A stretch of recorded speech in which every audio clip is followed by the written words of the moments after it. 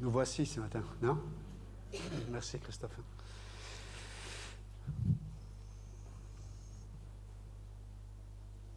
Bon, j'ai bu mon café ce matin, donc je ne devrais pas bugger comme la fibre optique.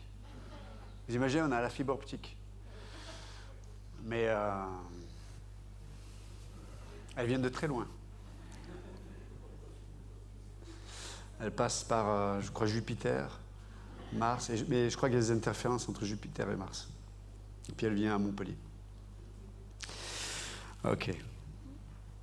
Père Céleste, merci encore ce matin pour ta grâce, pour déjà ce qu'on a entendu. Réjouissez-vous, je le répète, réjouissez-vous toujours dans le Seigneur. Et on sait que ce n'est pas naturel. Bien sûr qu'il y a plein de choses pour lesquelles on pourrait se réjouir. Mais de pouvoir se réjouir en tout temps nous appelle à fixer nos regards sur toi, à dépendre de toi. Et au-delà de tout ça, notre joie révèle ce que nous cherchons, qu'est-ce que nous poursuivons. Et aide-nous, Seigneur, à poursuivre ta présence. Dans le nom précieux Jésus, nous prions. Amen. Ok, on va se lever, on va lire l'Écriture ensemble.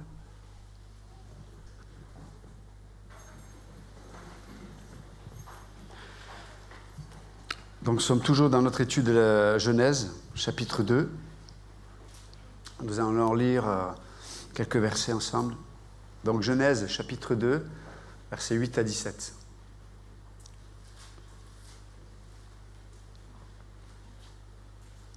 Puis l'Éternel Dieu planta un jardin en Éden, du côté de l'Orient, et il y mit l'homme qu'il avait formé.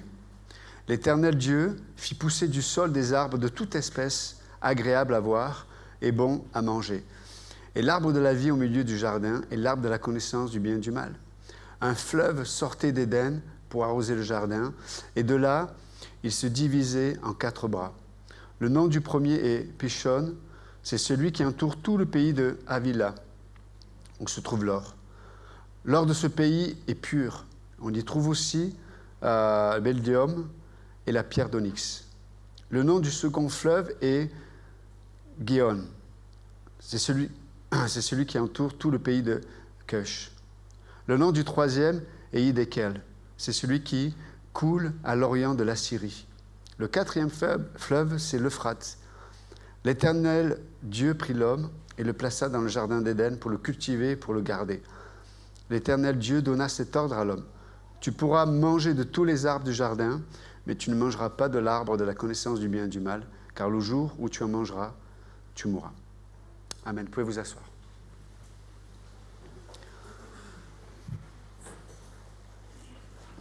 Ce matin, on peut rejoindre l'Écriture et cet ordre qui avait été donné à l'homme, parce que, on va dire, ce commandement est toujours d'actualité. Nous sommes appelés à nous nourrir de l'arbre de vie, et non pas l'arbre de la connaissance du bien et du mal. Et à chaque instant, chaque jour, nous avons cette décision à prendre. Donc là, on peut voir que ce jardin, alors les spécialistes pensent que le jardin était qu'une partie d'Éden. Alors Éden, ça signifie ce qui est délicieux. Et donc on peut voir encore une fois, vous vous souvenez, je l'ai dit tout à l'heure, mais on peut voir que dans tout ce que Dieu fait, au travers de ce que Dieu fait, Dieu révèle qui il est aussi. Et lorsque Dieu a placé l'homme, il l'a placé dans un environnement qui était délicieux, un environnement qui était agréable. Il aurait pu le placer dans un désert, il aurait pu le placer dans la jungle, il aurait pu le placer mais il l'a placé dans un endroit qui était favorable, il l'a placé dans un endroit qui était délicieux. Et donc, en Éden, il y avait ce jardin, et on peut voir que Dieu a pris l'homme et l'a placé dans ce jardin, en lui donnant des responsabilités. Et au-delà de toute responsabilité, l'homme avait l'opportunité de pouvoir se nourrir de tous les arbres qui étaient bons à la vue, qui étaient bons à manger, mais qui étaient agréables à la vue aussi. Et au milieu de ce jardin, donc, il y avait l'arbre de vie et l'arbre de la connaissance du bien et du mal. Et beaucoup de spécialistes disent que la façon dont le jardin d'Éden a été organisé est une image que l'on retrouve dans le tabernacle ou le temple. C'est-à-dire que ce qui était au milieu, ce qui était central, c'était le lieu de la rencontre, c'était le lieu de la communion, c'était le lieu où l'homme allait pouvoir vivre quelque chose de particulier, d'intime, de personnel avec Dieu. Comme dans le lieu très saint, c'était le lieu où le lieu de la rencontre entre Dieu et l'homme. Sauf que là, le péché n'est pas encore intervenu, et donc on va dire que c'est un tabernacle à ciel ouvert. Il n'y a pas de sacrifice à faire, il n'y a pas de sang à mener. Non, l'homme, tel qu'il était originellement, pouvait juste se rencontrer dans ce lieu avec Dieu. Mais, effectivement, on peut comprendre que le but de Dieu, c'est l'intimité. Le but de Dieu, c'est la relation. Et il ne peut pas y avoir de vraie relation s'il n'y a pas de décision. Il ne peut pas y avoir de vrai amour s'il n'y a pas un choix. Si je n'ai pas la possibilité de choisir, comment je peux parler d'amour? Et donc on peut voir qu'en créant un environnement parfait, agréable, délicieux, Éden, Dieu a donné l'opportunité à l'homme de prendre des décisions. C'est pour ça qu'il y a eu cet arbre de vie et l'arbre de la connaissance du bien et du mal. Gloire à Dieu, en Apocalypse 22, il y aura dans la Nouvelle Jérusalem, il y aura l'arbre de vie, où les nations pourront se nourrir de son fruit et être guéries. Et je dis gloire à Dieu parce qu'il n'y aura pas l'arbre de la connaissance du bien et du mal. D'accord? Juste une petite parenthèse.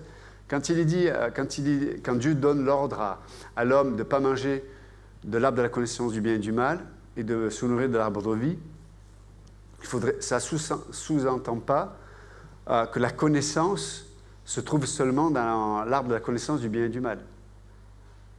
Pour le dire autrement, nous on se nourrit de l'arbre de vie, mais on est stupide, mais on reste stupide, pas intelligent, mais on se nourrit de l'arbre de vie.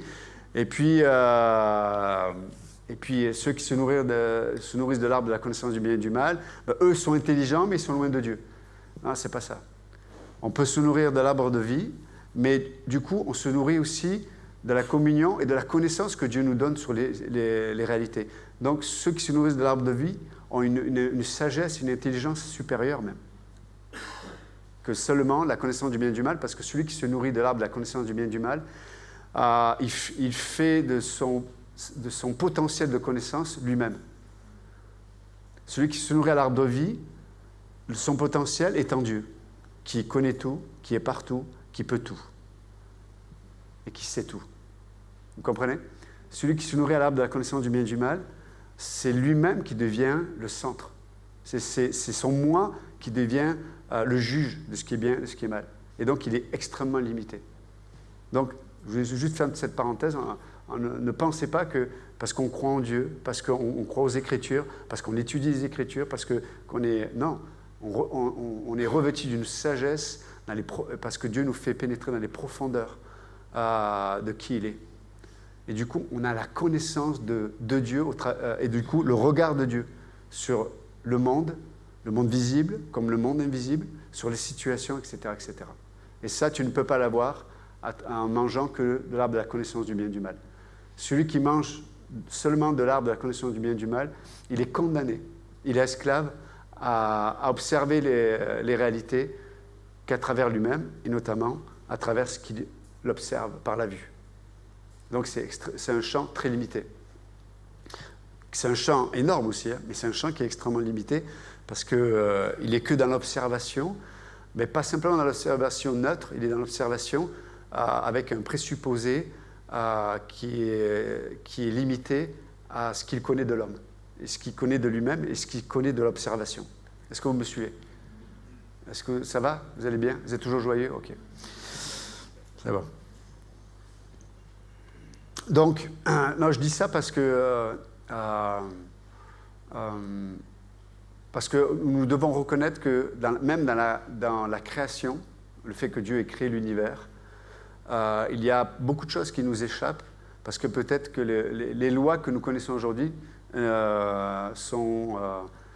on peut éteindre l'écran, c'est gentil.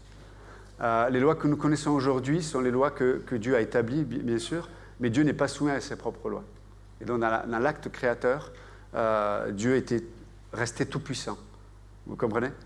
Il ne s'est pas dit, bon, parce que je vais créer des lois cosmologiques, je vais me soumettre et je vais me réduire à ça. Non, il reste tout-puissant. Donc, il peut, en une seconde, faire que nous puissions lever la tête et voir des étoiles. Mais l'homme qui observe sans Dieu peut dire, oui, mais pour que l'homme puisse voir des étoiles, la lumière, si on prend la vitesse de la lumière et qu'on regarde les étoiles, le temps que l'homme puisse voir une étoile, ça prend des milliards d'années. C'est comme ça qu'on mesure, pas que, mais c'est comme ça qu'on a mesuré la genèse du temps concernant l'univers. C'est pour ça qu'aujourd'hui on dit qu'il y a 13,8 milliards d'années, etc. Mais je ne veux pas débattre ce matin, mais juste de dire faisons attention à ce qu'on ne réduise pas Dieu à ce que nous connaissons de l'univers seulement, et on ne connaît pas grand-chose. Dieu est bien au-delà. Dieu est bien au-delà. Je ferme la parenthèse. Mais là, on peut voir dans ce que Dieu est en train de faire, donc il place l'homme dans un environnement parfait, on vient de le dire. Mais encore une fois, le centre de toute chose, c'est quand même la relation. Le centre de toute chose, c'est l'intimité. Le centre de toute chose, c'est cette décision que l'homme va avoir à faire, chaque jour d'ailleurs, de se nourrir de tout ce que Dieu a fait et de l'arbre de vie, mais aussi ce choix de ne pas manger. Vous imaginez, ils étaient privilégiés quand même. Le seul choix qu'ils ne devaient pas faire, c'est de ne pas manger le fruit de l'arbre de la connaissance du bien et du mal. Nous, on se lève le matin, on a plein de choix à faire. Est-ce que je vais manger ça ou pas manger ça? Est-ce que je dois être avec lui ou avec elle? Est-ce que je dois écouter ça ou ne pas l'écouter? Est-ce que je dois aller dans telle direction? On a tellement de décisions à prendre. À cause d'eux, à cause d'Adam et Ève. C'est terrible. Normalement, ils sont sauvés, on le verra au ciel. Je pense qu'il y aura une queue au ciel. Et quand on verra la queue, on dira « Waouh, tous ces gens attendent pour aller voir Jésus. » Je dis « Non, Jésus, il est là-bas. Là, c'est Adam et Ève. Tout le monde va aller le voir. » Et on aura un ticket et dire « Toutou. » Ah, j'ai une blague. C'est pas vrai ce que je dis, attention. Mais et donc, c'est fou de voir. Et en même temps, dans tout ce que je dis, pour être honnête, bien sûr qu'il y a toutes ces options que nous avons au quotidien, mais au fond de tout, je l'ai dit tout à l'heure, notre décision, elle est simple quand je me lève le matin.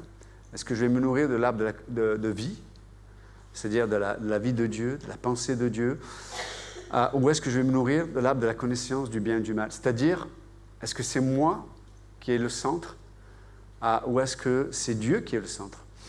De façon pratique, qu'est-ce que ça veut dire? Quand je me nourris de l'arbre de la connaissance du bien et du mal, je suis rempli d'une justice propre. Ça veut dire que si j'ai un différend avec quelqu'un, je vais poursuivre, dans le sens que je vais essayer d'atteindre un objectif qui est qui a tort, qui a raison. C'est ça en fait. Et ce qui est triste, c'est que malheureusement, trop souvent dans notre existence, on est emprisonné là-dedans.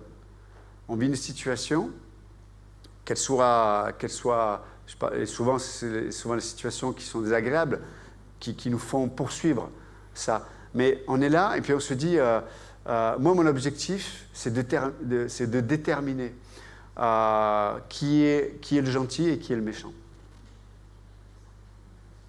Mais vous pouvez passer votre temps à déterminer qui est le gentil, qui est le méchant. La vraie question qu'on devrait se poser, est-ce que, à la fin, est-ce que j'ai la vie ou pas la vie? Parce que je peux arriver à me dépatouiller en déterminant qui est le méchant, qui est le sous-entendu, en trouvant les arguments qui font que je suis le gentil, que lui est le méchant. Vous comprenez? mais sans la vie. On l'a dit tout à l'heure. Et très souvent, ce qui nous rend malheureux, c'est ça. Alors des fois, on n'a pas un vis-à-vis, mais des fois, c'est avec Dieu on est comme ça. Si on prend par exemple le sujet de la prière, si on se nourrit du fruit de l'arbre de la connaissance du bien et du mal vis-à-vis de la vie de prière, ben, des fois, la vie de prière est injuste. Ce que je veux dire par là, c'est que pour les mêmes choses, vous pouvez avoir un frère qui a prié 3 heures, et puis le lendemain, Dieu répond favorablement à sa prière, et puis moi, ça fait 5 ans, et rien ne se passe. Donc si je me nourris de l'arbre de la connaissance du bien et du mal, je vais être frustré, je vais être en colère, je vais être démotivé, et je vais me dire, mais à quoi ça sert de servir Dieu, à quoi ça sert d'étudier la parole de Dieu, à quoi ça sert de prier, à quoi ça sert... Et en fait, je vis dans une frustration terrible. Mais parce que je me nourris au mauvais arbre. Je me nourris à l'arbre de la connaissance du bien et du mal. Dieu reste souverain, mes amis. Donc, le sujet de la prière, pourquoi Dieu va faire en sorte que celui-ci ou celle-là, elle a pu prier, et puis le lendemain, Dieu a répondu. Et puis moi, ça va prendre 5, 10 ans, 20 ans, ou plus, je ne sais pas. Dieu ne s'est pas engagé à nous dire, si vous priez, parce que là aussi, on est sélectif. Quand on vit dans la sphère de l'arbre de la connaissance du bien et du mal, on prend les versets bibliques en disant, si tu demandes à Dieu, et puis Dieu va te donner ce que ton cœur désire, par exemple. Mais il est dit dans d'autres passages que nous sommes appelés à vivre dans la patience. Vous voyez, il y a plein de versets qui nous parlent des réalités qui font partie de la souveraineté de Dieu. Donc, si je vis dans l'arbre de la connaissance du bien et du mal, je vais vraiment être frustré. Et en plus, je ne pourrais même pas me venger de Dieu parce que je peux faire ce que je veux. Dieu ne change pas et il n'est pas atteignable. Et très souvent, quand il y a une frustration comme ça contre Dieu, on va la communiquer il nous faut un bouc émissaire. Il faut quelqu'un qu'on puisse saisir, tu sais, comme les dessins animés, là, les trains comme ça. Il faut un bouc émissaire. Et malheureusement, beaucoup de chrétiens qui se nourrissent dans l'arbre de la connaissance du bien et du mal transfèrent leur frustration, leur colère, leur amertume qu'ils ont contre Dieu. Ils vont la transférer dans le corps de Christ, dans leur couple. Et vous savez, quand on vit de l'arbre de la connaissance du bien et du mal et qu'on vit cette frustration vis-à-vis de Dieu, parce qu'on a des attentes qui peut-être ne correspondent pas à la volonté de Dieu, le croyant va retourner dans ce qui le rendait esclave hier, avant qu'il soit converti. Et c'est pour ça que vous pouvez avoir des chrétiens qui, malheureusement, il y a des choses qui vont ressurgir. Peut-être avant, ils étaient remplis de convoitises, peut-être sexuelles, et puis boum, ça ressort. Certains vont être remplis de colère et ça ressort. Certains étaient vivaient dans la dépression, boum, ça ressort. Pourquoi? Parce qu'à un moment donné, à force de se nourrir de l'arbre, de la connaissance du bien et du mal, on n'a plus la vie. On n'a plus la vie. Il y a des gens qui sont désécurisés, qui vivent dans la crainte, boum, parce qu'ils vivent dans la connaissance du bien et du mal, eh bien, ils sont remplis de crainte. Et du coup, toutes les relations, toute la façon de voir le monde, toute la façon de voir les situations, de voir l'autre, etc., vont être filtrées à travers ça. Mais la solution, ce n'est pas de trouver un moyen de ne plus avoir peur, ce n'est pas de trouver un moyen de ne plus être en colère, ce n'est pas de trouver un moyen de savoir qui a tort, qui a raison. La solution, c'est de retrouver le chemin de l'arbre de vie. Mais pour retrouver le chemin... Est-ce que vous êtes avec moi ce matin? Je sens beaucoup de déconcentration. Pour retrouver le chemin de l'arbre de vie, je l'ai dit tout à l'heure quand je priais, il faut accepter de poursuivre la bonne chose. Il faut accepter de poursuivre la bonne personne. Je ne peux pas me nourrir de l'arbre de vie si je ne poursuis pas profondément, comme objectif de ma vie, l'intimité et la présence de Dieu. Si ce n'est pas ça que je poursuis en priorité, je vais toujours me nourrir de l'arbre de la connaissance du bien et du mal. Et un jour, je serai joyeux si les circonstances sont favorables. Un jour, je serai triste parce qu'elles sont défavorables. Un jour, je serai joyeux parce que ça se passe bien dans mon couple. Un jour, je serai malheureux parce que ça se passe mal. Un jour, mes amis, on n'est pas appelés, c'est pas la vie chrétienne, ça. C'est pas la vie chrétienne. C'est pas la vie chrétienne. Dieu est un Dieu qui veut nous guérir. Et c'est pour ça que je disais que celui qui se nourrit à l'arbre de vie, il y aura des guérisons. Il y aura des guérisons. Quelqu'un qui vit dans l'insécurité, il va être à l'arbre de vie, tu es guéri. Quelqu'un qui est dans la colère, s'il retrouve le chemin ou de désirer, rencontrer et de vivre quelque chose avec Dieu, il va être guéri par cet arbre de vie. Il y a des couples qui vont mal parce qu'à un moment donné, les deux ont arrêté de chercher l'arbre, de se nourrir de l'arbre de vie. Et donc, ils sont dans l'arbre de la connaissance du bien et du mal. Et même si on parle de Dieu, même si on connaît des versets bibliques, ça n'amène pas la vie de Dieu. Parce qu'à un moment donné, la vraie question, c'est qu'est-ce que tu poursuis en tant qu'époux? Et tu peux poser, l'épouse pourrait se poser la même question. Qu'est-ce que tu poursuis? Est-ce que tu poursuis juste un bonheur entre nous? Est-ce qu'on poursuit un environnement qui soit favorable? Et quand l'environnement sera favorable, enfin là, on pourra devenir des adorateurs. Mes amis, ça ne se passe pas comme ça. Ça ne se passe pas comme ça. Vous allez vivre, vous allez vivre des souffrances terribles. Non. Qu'est-ce que je poursuis? Qu'est-ce qu'elle peut poursuivre? Même avec nos enfants. Vous voyez? Et dans l'Église, c'est la même chose. Et donc, c'est pour ça que Dieu a placé l'homme dans ce tabernacle à ciel ouvert, le jardin d'Éden. Parce que c'est là où l'homme a les pouvoirs. Dans son service, du coup, dans tout ce que l'homme faisait, parce qu'il poursuivait cette intimité, cette relation avec Dieu, dans tout ce qu'il faisait, tout devenait un moyen d'exprimer son adoration.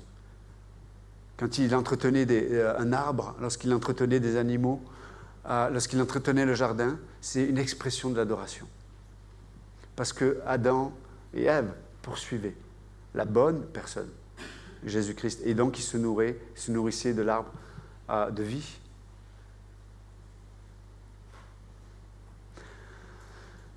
Et de la même façon, tout ce que nos mains trouvent à faire, je peux être dans une usine, je peux être dans une voiture parce que je voyage pour le travail, peu importe ce que j'ai à faire.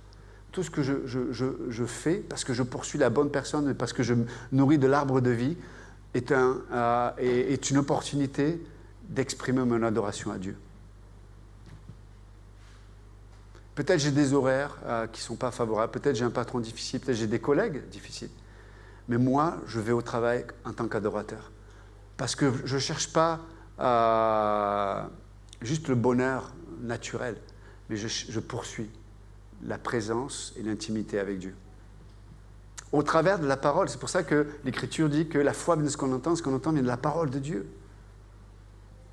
En dehors de ça, mes amis, on risque d'avoir une foi naturelle, encore une fois, qui est limitée aux circonstances, qui est limitée à notre raisonnement, qui est limitée à ce que nous sommes. Non. La foi en la parole de Dieu. Et c'est comme un cercle vertueux. Je mets ma foi dans ce que Dieu dit, et ce que Dieu dit nourrit ma foi. C'est un cercle vertueux. Et c'est là où il y a des guérisons, et c'est là où il y a une bonne direction. Et c'est ce que je disais tout à l'heure, vous savez, il y a des situations qui ne sont pas favorables dans nos vies, mais ces situations qui ne sont pas favorables, elles sont là, elles sont comme un révélateur de ce que peut-être j'ai arrêté de poursuivre. Parce qu'on ne se rend pas compte quand on arrête de poursuivre cette intimité, cette relation avec Dieu. Des fois, on ne se rend pas compte. Parce qu'on fait les bonnes choses. On est avec les bonnes personnes. On continue à lire notre Bible, on continue à prier. Mais quand les situations difficiles arrivent, elles le révèlent. Notre limitation dans le fait de rechercher, de poursuivre cette intimité, cette présence de Dieu. Et donc, si on veut avoir une vie, vous savez, quand Joseph a été... la vie de Joseph est assez intéressante. Honnêtement, quand vous voyez la vie de Joseph, la fin nous inspire. Moi, j'aimerais être un Joseph, mais à la fin. Mais je ne voudrais pas être un Joseph dans tout ce qu'il a vécu, parce que nous, on lit ça en 2-3 pages, mais c'est des années, quoi. Mais vous savez pourquoi Joseph, en tout cas, l'Écriture ne relève jamais, de la part de Joseph, de l'amertume, de la frustration, de la colère, une attitude qui dirait mais puisque c'est comme ça, c'est fini, j'arrête. J'arrête de servir Dieu. Non, sous-entendu, j'arrête de servir Dieu, j'arrête de servir même les gens que Dieu met autour de moi. Quand on lit la vie de Joseph, jamais on ne voit ça. Mais moi, je crois que personnellement, Joseph a toujours eu la bonne attitude parce qu'en fait, dans son cœur, il a toujours cherché, poursuivi cette intimité et cette relation avec Dieu. Et donc, il était dans un puits. Bien sûr qu'il a dû avoir peur, bien sûr qu'il était, je ne sais pas, vous savez, c'est un jeune homme en plus. Hein. Ses propres frères ont essayé de le tuer. Alors que la nuit d'avant, il a eu un rêve où il se voyait. Bien sûr, il voyait sa famille se prosterner devant lui, mais il se voyait les servir. Et puis, quelques heures après, ces mêmes personnes veulent le tuer. Et il le jette dans un puits. Des fois, on est comme ça entre nous. Des fois, les personnes qui sont les plus proches, peut-être de ma propre existence, peut-être que je les mets dans un puits parce qu'ils reflètent quelque chose que je ne veux pas voir. Ils reflètent une volonté de Dieu que je ne veux pas accepter. J'aimerais qu'il soit tellement différent. Il y a comme un ordre établi et je voudrais que ça ne change pas. Vous comprenez ? Et lui, il était le plus petit, Joseph. Ce n'était pas la sagesse, ce n'était pas l'ordre établi. Donc reste à ta place. Voilà. Et on aimerait qu'avec dans nos relations avec les autres, que les gens restent à leur place. Pour le dire autrement, qu'ils me servent, qui ne m'embêtent pas. Mais non, Joseph était là pour révéler la volonté de Dieu et ils ont essayé de le tuer. Quand on regarde très tôt, de suite après le péché en Éden, après le péché d'Adam et Ève, on le verra plus tard, mais le premier conflit va être réglé d'une façon radicale. Il va y avoir un meurtre. Donc, on ne réalise pas à quel point, des fois dans nos relations, si on se nourrit de la connaissance du mal, on ne réalise pas à quel point nous sommes des juges qui condamnons si rapidement les gens à mort. La mort, ça parle de la séparation, ça parle du rejet. Et on relève chez l'autre, on relève chez les autres tout ce qui justifie cette séparation. Et on fait du mal aux autres et on fait du mal à soi. Et donc les frères de Joseph ont su comment lui faire mal. Comme nous, on sait comment faire mal aux autres. On le sait. Il n'y a pas besoin d'aller à une école pour ça. On sait comment faire mal aux autres. Et ils l'ont jeté dans ce puits. Mais regardez, malgré tout ce que ça, j'imagine, il devait être bouleversé, mais on peut voir ni dans la bouche, ni dans l'attitude de Joseph être négatif. Joseph être rempli de colère. Même à la fin, quand il va revoir ses frères, il va dire, mais vous aviez le projet de me faire du mal. Mais Dieu l'a utilisé pour le bien. C'est extraordinaire quand même. Est-ce qu'on ne pourrait pas demander à Dieu de nous aider, de se dire, ce que nous vivons, qui est peut-être difficile, peut-être que même l'autre en face le projette pour me faire du mal. Peut-être même. Peut-être que oui. Mais on peut avoir cette attitude de Joseph parce que nous poursuivons l'intimité et la présence de Dieu. On peut voir Dieu transformer nos cœurs au point de dire « Tu as projeté de me faire du mal. » Mais Dieu l'a changé en bien. Et c'est ce genre on va dire de sagesse que Dieu veut que nous amenions dans nos couples, que Dieu veut que nous amenions dans nos relations avec nos enfants, que Dieu veut que nous amenions dans l'Église aussi. Vous savez, trop souvent dans l'Église de Jésus-Christ, trop souvent, nous trouvons beaucoup de juges. Des gens qui se nourrissent dans l'arbre de la connaissance du bien et du mal. Et on sort les versets. T'as vu lui ? Ah, regarde, pasteur, t'as vu ? Et les gens viennent envers moi des fois, Et alors, on ne me le dit pas directement, mais ils attendent que je botte des derrière, quoi, pour le dire autrement. Je ne suis pas là-dedans. Moi, Dieu n'est pas là-dedans, je ne suis pas là-dedans. Déjà, qui on est? Qui on est? Si on se permettait de juger, si on se permettait de juger comment les autres, de la même mesure que Dieu nous juge, on serait beaucoup plus miséricordieux. Parce que si Dieu nous jugeait comme nous, on juge les autres. Mes amis, nos fesses seraient tellement rouges qu'on ne pourrait pas s'asseoir ce matin. Non, on est dur. Donc, et des fois, dans l'Église et dans les couples, dans les familles, on est rempli de gens qui sont des juges parce qu'ils se nourrissent dans l'arbre de la connaissance du bien et du mal. Et ce n'est pas ce que Dieu désire pour chacun d'entre nous. Donc ce matin, juste de nous encourager. Nous aussi, nous avons nous aussi, nous sommes dans un tabernacle. C'est-à-dire, nous aussi, nos vies sont l'expression d'une adoration. Mais si on se nourrit à l'arbre de la connaissance du bien et du mal, on va adorer nous-mêmes, la recherche de notre bonheur, la recherche de nos bons... il faut qu'on ait de bonnes émotions, il faut qu'on ait notre liberté. Si on recherche ça, mes amis, encore une fois, on va vivre beaucoup de moments difficiles. Et je ne dis pas que je ne le recherche pas, malgré moi, malgré vous, des fois on le recherche et on ne s'en rend pas compte.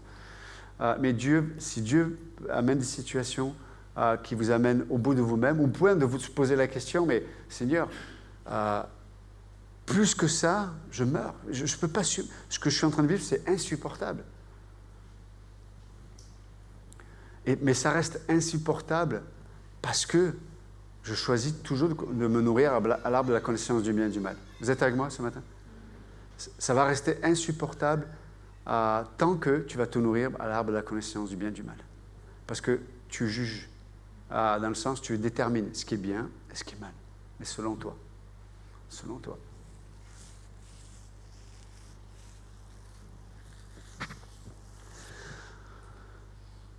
Et encore une fois, tu peux avoir raison.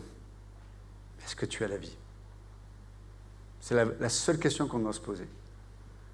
Je peux avoir tous les arguments du monde, je peux avoir l'expérience, je peux avoir les années avec moi qui confirment que, mais est-ce que j'ai la vie? Est-ce que j'ai la vie? Et est-ce que j'ai la vie, c'est-à-dire est-ce que j'ai la joie? Est-ce que j'ai l'amour? Est-ce que j'ai la paix? Est-ce que je suis, comme Joseph, une bénédiction pour les autres? Parce que c'est ça en fait, quand on a la vie de Dieu, on nourrit les autres aussi. On nourrit les autres, ce que disait pasteur Bolchek aussi. Donc, juste encourager ce matin. Pas dans une introspection naturelle, mais se dire, Seigneur, est-ce que j'ai la vie? Arrêtons de regarder l'autre. Arrêtons de regarder les circonstances. Arrêtons de regarder tout ce qu'il faudrait pour que, etc., etc. Maintenant, c'est extraordinaire avec Dieu. Maintenant, pendant que je parle, maintenant, je peux me nourrir à l'arbre de vie. Parce que je choisis dans mon cœur de poursuivre l'intimité et la présence de Dieu. Donc, juste encourager ce matin. Mes amis, Dieu est ce Dieu qui veut nous guérir. Mais il ne va pas venir nous guérir comme on aimerait qu'il vienne nous guérir. Parce qu'il veut que nous soyons des croyants mûrs. Vous entendez? Des croyants mûrs. Des croyants qui nous levons de nos sièges et allons manger le fruit de l'arbre de la connaissance du bien et du mal? Non. L'arbre de vie. OK? On est des croyants mûrs. Non, c'est vrai qu'on aimerait une guérison spontanée, quoi. Je suis ici, je suis assis, et le pasteur parle, et puis il y a comme un fluide immatériel qui vient, qui me remplit. Et puis avant, j'avais de mauvais sentiments, et là, d'un coup, j'ouvre les yeux, j'ai plus de mauvais sentiments. Tiens, on parle de l'œuvre de l'Esprit. L'œuvre de l'Esprit, c'est de nous convaincre de la vérité. Et si le Saint-Esprit te parle, te convainc, va manger l'arbre de vie, le fruit de l'arbre de vie. C'est comme ça que la guérison va commencer. Et du coup, tu vas être co-ouvrier avec Dieu, même dans ta propre guérison. C'est extraordinaire. D'accord? Donc, Père Céleste, merci encore ce matin pour ta parole. merci parce que malgré nous, nous sommes de toute façon des adorateurs. Mais aide-nous à être des adorateurs du Dieu trois fois saint. Aide-nous, Seigneur, à être les adorateurs qui t'adorent toi, Père, parce que tu es le seul vrai Dieu. Seigneur, il y a tellement de choses que nous poursuivons, tellement de choses. Aide-nous à être ceux et celles qui poursuivons ta présence, l'intimité avec toi. Et si c'est dans une citerne comme Joseph, où je peux apprendre le plus grand privilège de l'être humain, cette relation intime, cette onction, tous les gens qui regardaient la vie de Joseph témoignaient en disant « cet homme a la main de Dieu sur sa vie ». Et c'est ce que nous voulons pour notre propre existence. C'est que nous puissions reconnaître que sur nos vies, ta bonne main, Seigneur, soit sur nous. Donc merci, Père. Te remettons le reste de cette journée, le repas ensemble, le temps de questions-réponses, le culte à Marseille ce soir aussi avec Pasteur Ambroise. Donc merci, mon Dieu. Sois glorifié, Jésus. Si quelqu'un ce matin ne connaît pas Jésus-Christ, juste l'opportunité de prendre une décision qui est éternelle. Parce que Dieu nous a donné le pouvoir de prendre des décisions qui ont un poids éternel. Et ce matin, si vous ne connaissez pas Jésus-Christ, vous pouvez juste lui dire, Jésus, je ne comprends pas tout ce matin, je ne sais pas, mais je réalise à quel point je suis loin, à quel point je suis livré à moi-même, à quel point je suis perdu, tout simplement. Et je te demande juste de me sauver ce matin. Parce que je crois que cette croix sur laquelle tu as été crucifié a été ce qui devait être payé pour mes péchés. Donc je crois en toi, Jésus. Sauve-moi. Viens dans mon cœur. Et si vous avez fait cette prière ce matin, peut-être avez-vous vos propres mots, alors que les yeux sont fermés, les têtes sont baissées, si vous avez accepté Jésus-Christ comme votre sauveur, c'est juste une décision entre vous et Dieu, mais aussi dans le corps de Christ. Vous pouvez juste lever la main, brièvement, dire Jésus, je crois en toi ce matin. Je t'accepte comme mon sauveur. Si quelqu'un désire recevoir Jésus-Christ comme son sauveur, vous pouvez juste lever la main. C'est entre vous et Dieu.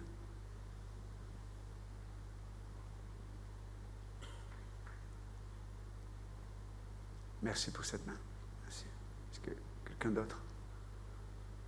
Ne laissez pas vos raisonnements. Vous pouvez juste dire Jésus, sauve-moi. Je veux vivre pour toi. Oh, merci, Père. Te remettons encore le reste de cette journée. Dans le bon nom de Jésus, le prions. Amen.